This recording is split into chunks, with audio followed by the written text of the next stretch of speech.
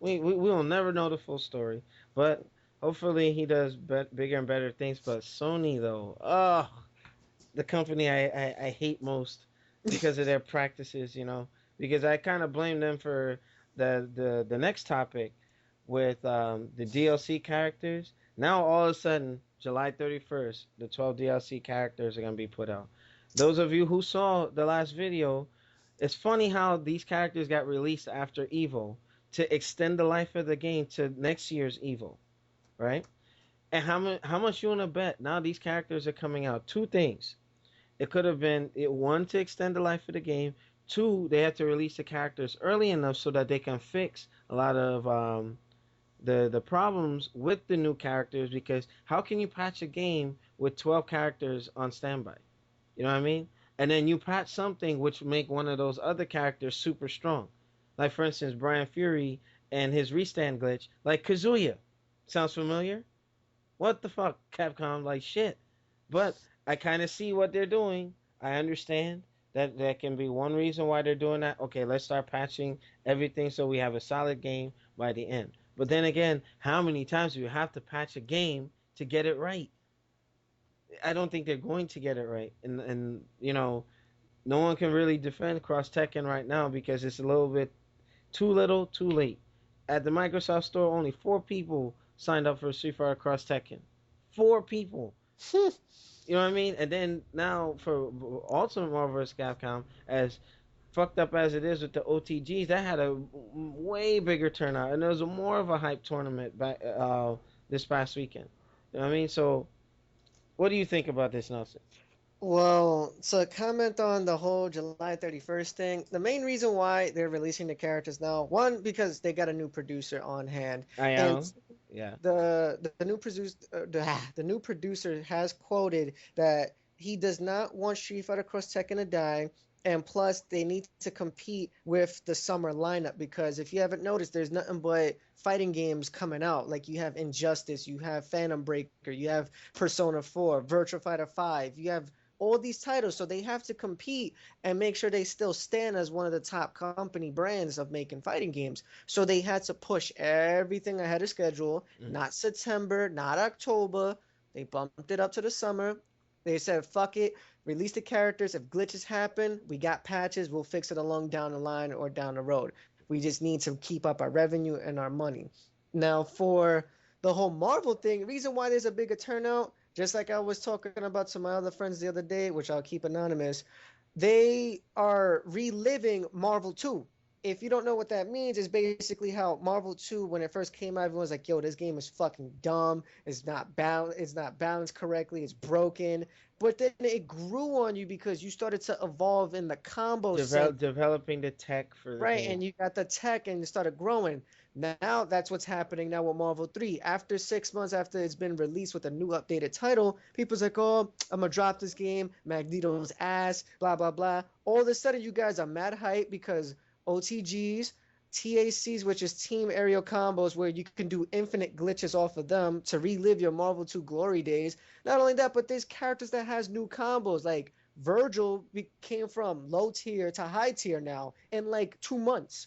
So there's a lot of reasons why Marvel 3 is getting its hype and And glory. I'm a Virgil user, you know what I mean? But like I only know one OTG with him and I barely abuse it, you know what I mean? But then again, it goes to show you now it's all about like it's not about getting good, it's about getting one gimmick and blowing up that gimmick. Now let's say somebody finds a way to stop you on that gimmick. Guess you're going to fall apart. You're going to fall Pretty apart, much. you know what I mean? And that's you know that and Demizo brought up a good point with Cross Tekken as well with the gems.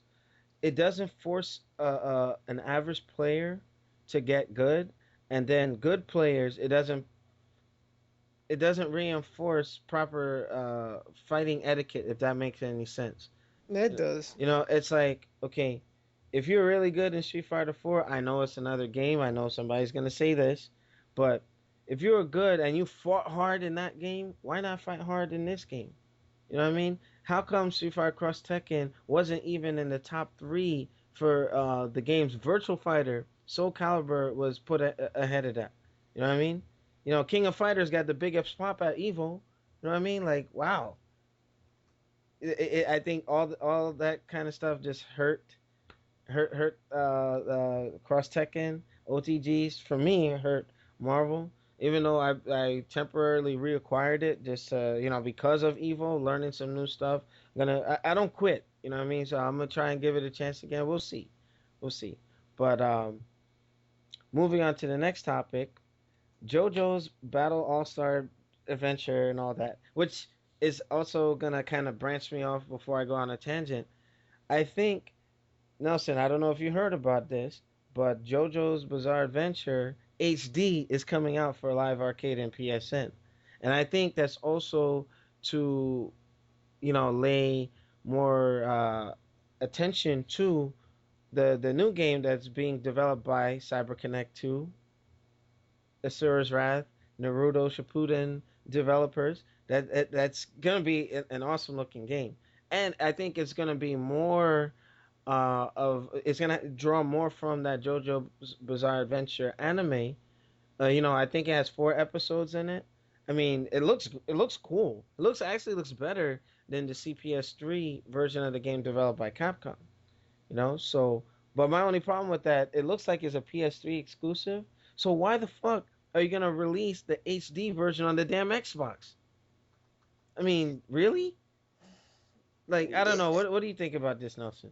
I mean, for the HD collection, you are right. There are rumors and certain websites like Xbox 360 achievements.org or X360, whatever you want to call it.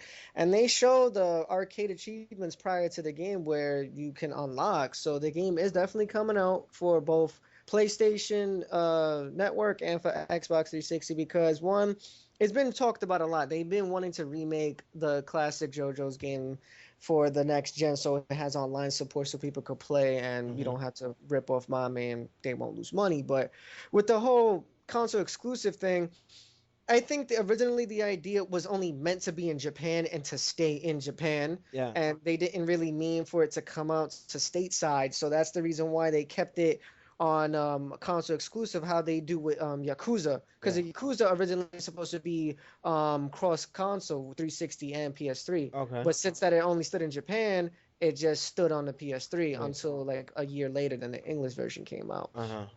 So I don't know what CyberConnect 2 has up their sleeve for making this a console exclusive. From as far as what I know, I don't know how much of an in-depth fighter it is because what it looks like to me is an old throwback of how Comic Zone used to look like when they're throwing the cutscenes out you. Because it looks like a fighting game. It looks Yeah, like a it looks fighting like game, it. and I It think looks. I'm hoping it's a timed exclusive because I'm a fan of the JoJo's Adventure game, and because of the fighting game, I went and checked out the anime. So if you're cutting off the Xbox people who has a bigger user base in the United States, look at all those people that they're gonna miss out on in terms of revenue. So that's why they got to stop with this console exclusive nonsense. You know what I mean? And kind of bring it to everybody. And I was talking in the other video. I'll get the game if it's just on PS3, but it's a pain in the ass to go pull out the PS3, stick that game in, play that one game on the system, and then have to go back to my Xbox where all my friends and all my expanded library of titles are. You know what I'm saying? Like, I don't know. What do you think? I mean, I really don't want to have to seclude myself to getting it for one console. Even though I have every console in the house, it's not really gonna hurt me in the sense. But for other people who doesn't have the money and who are less fortunate than us, they can't just go out and be like, "Oh, I'm gonna drop $300 on a console, then spend another 59.99 on the fucking game that they really want badly." They should just make it smart because CyberConnect 2 is a multi-platform Company, a company. third party developer. So Yeah. what's up with this nonsense, man? I'm telling you, this is why I have issues with Sony because all this nonsense in terms of like with the console war that they came in second. That's the end of the story. I know you fanboys are gonna come and start fighting with me or whatever. Bring it on, bitches. But it's just I don't like where good games are stuck on one system and I'm forced to invest. You know what I mean? I have a PS3, but I don't always I never use it. But that's just my thought on it. But on the look of the game, it looks cel shaded. I don't know what the controls are gonna be like, but it would be cool if they kept the same control scheme as the CPS3 game. What do you think about that, Nelson? I mean, it would be good because then the fans would like jump into it much more easy and then they can enjoy the game for what it's worth. But since CyberConnect 2 has jumped on the bandwagon to take away the whole Naruto experience that they used to have with Bandai back in the PlayStation 2 era. They might not make it as technical, but they might make it just as how the new Naruto Shippuden games are, where everything is assigned to, let's say, circle is to attack, X is to jump, triangles to power up your bizarre meter, Hmm. or squares to do, bring out your astral form and shit like that. So it might be simplified, Hmm. just like how the new Naruto games that are made for CyberConnect 2. That's just my opinion. Hmm. But if you make it how it used to be on the old classic days where every button had its own purpose and you could do multiple stuff, I would appreciate it better because then there's technical properties in the Yeah, game. and it'll be Evo worthy, you know. Yes. Okay.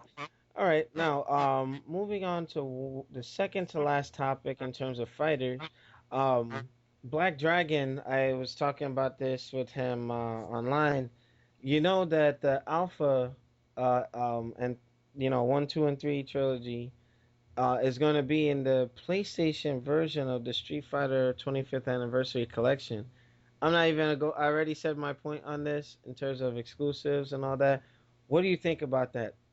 I already know the reason why they're doing that already, and it kind of makes sense, but it's kind of stupid to just throw it in our face. Mm. It's since the fact that they already came out with a Street Fighter Alpha anthology for the original PlayStation 2, and Mm. it's already been concrete on that console. What they're just doing is just basically doing a re-release of that same port and just Exactly. throwing it into the mix since it's already on there and not tampered. And guess what?